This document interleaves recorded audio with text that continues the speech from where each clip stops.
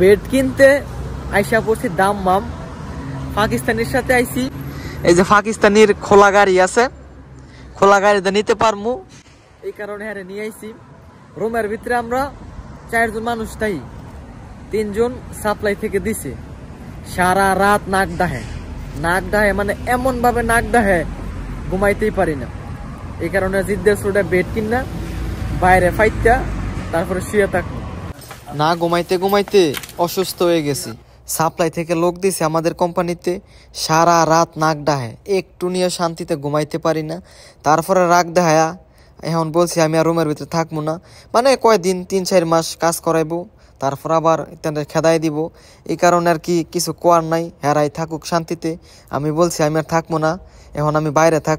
তারপর আসলাম দাম্মাম আইসা যে ডাবল বেড কিনছি, এই বেড বাইরে ফাইতা তারপরে পর্দা দিয়া ঘুইরা এটার ভিতরে শুয়ে থাকবো। কি করবো, জীবন তো বাঁচান লাগবো, একটুও ঘুমাইতে পারি না। নাক এমন ভাবে ডাহে যেমন রুমের ভিতরে ভূমিকম্প উঠে। আমি জিদ দিয়ে আজকে 3 মাস যাবত একটু যদি আমি ঘুমাইতে পারতাম, মানে আমি বিরক্ত হইতে আর পারতাছি না, তাই আজকে বেড কিনতে আইছি। তারপর পাকিস্তানের নিয়ে একটা রেস্টুরেন্টের ভিতরে আইছি। তারপর হ্যাঁ কি অর্ডার দিছে, তারপর হ্যাঁ পছন্দ মতোই খাইলাম 2 জনে।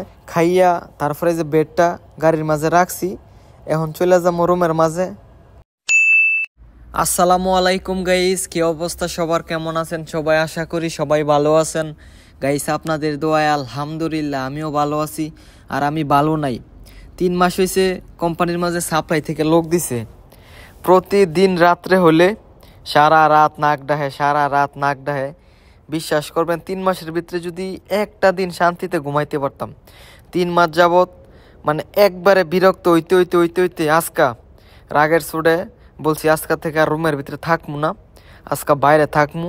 আজকা পাকিস্তানির কল দিছি, এই যে হ্যার খোলা গাড়ি লইয়া যাইতেছি এখন দাম্মাম থেকে ডাবল বেড কিনাই না, তারপরে বাইরে দিয়া বিছায়া, তারপরে 4 সাইডে পর্দা লাগাইয়া ঘুইরা তারপর শুয়ে থাকবো। এমনভাবে নাক ডাহে মানে রুমের ভিতরে যেমন ভূমিকম্প হইতাছে এরকম শব্দ হয় প্রতিদিন। পরে কত সহ্য করা যায়? তারপরে মানে নিজে বিরক্ত হইয়া বলছি আর থাকবো না রুমের ভিতরে, আপনারাই থাকেন শান্তিতে, আমি বাইরেই থাকি। আমি কোম্পানির লোকই, আমি বাইরেই থাকি, আপনারা শান্তিতে থাকেন। রুমের ভিতরে একটা চাউন করলে ঘুমে ধরবো না। আর সেই জায়গাত গরু যেমনে ফুফায় এমনে নাক ডায় সারা রাত। বেড কিনতে আইসা পড়ছি দাম্মাম। পাকিস্তানের সাথে আইছি। এই যে পাকিস্তানের খোলা গাড়ি আছে, খোলা গাড়িতে নিতে পারমু, এই কারণে হারে নিয়ে আইছি। রুমের ভিতরে আমরা 4 জন মানুষ, তাই 3 জন সাপ্লাই থেকে দিছে। সারা রাত নাক ডাহে মানে এমন ভাবে নাক ডাহে ঘুমাইতেই পারি না। এই কারণে জিদ্দের সোডা বেড কিনা বাইরে ফাইটা তারপরে শুয়ে থাকবো, মানে রুমের থেকে অনেক ভালো হইব, অন্তত শান্তিতে ঘুমাইতে পারবো। তাই পাকিস্তানিদের সাথে নিয়ে আইসা পড়ছি। আল্লাহ একটা ভালো একটা দোকানে যাবো, যদি না পাই তাহলে হারেজ মার্কেট থেকে কিনা তারপরে লয়ে যাবো। এই যে খোলা গাড়ি আর বেড নিমেছে ডাবল বেড, যাতে সাইডে পর্দা দিয়া শুয়ে থাকতে পারি। কোম্পানির মাঝে কয়দিন পরে সাপ্লাই থেকে এনতে লোক আনে, 2 মাস 3 মাস 4 মাস কাজ করায়। আর মনে করেন এই অশান্তির মধ্যে থাউন লাগে আমরা কোম্পানির লোক হইয়া আমাদের অশান্তির মধ্যে থাউন লাগে। একাকাইতে লোক আনে, মানে কি বলবো আর থাক, এগুলো বলার দরকার নাই, নিজেই কষ্ট করি, কিচ্ছু করার নাই, এখন কপালও আসিন। তারপর পাকিস্তানির নিয়ে আইসা পড়ছে একটা রেস্টুরেন্টের ভিতরে। এইখানে আইসা হাই জানি কি অর্ডার দিছে, হ্যার পছন্দ মতো অর্ডার দিছে। এই যে খাইয়া তারপরে সামনে একটা দোকান আছে, ওইখান থেকে বেড কিনা তারপর আজকে নিয়ে যাবো। তারপর 2 জনে খাওয়া দাওয়া শুরু করে দিছি, উড়া দুরা খাইতেছি।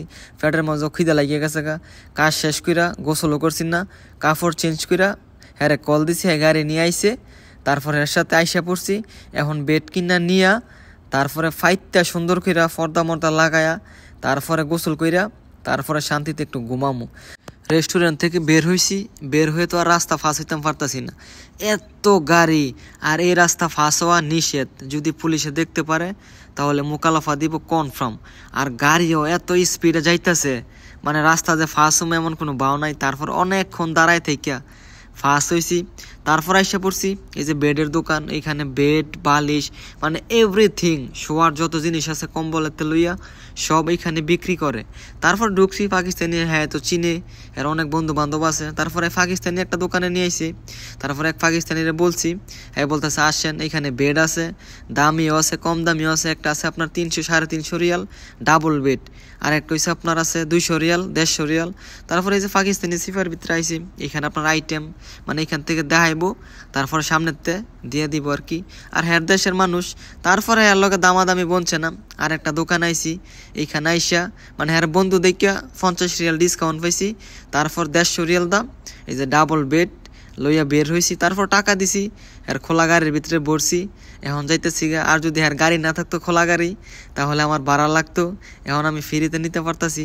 তো গাইস আজকের এই ভিডিওটা এইটুকুই। যদি ভিডিওটা ভালো লাগে ভিডিওটা শেয়ার করে দিয়েন। সবাই ভালো থাকেন, আল্লাহ হাফেজ।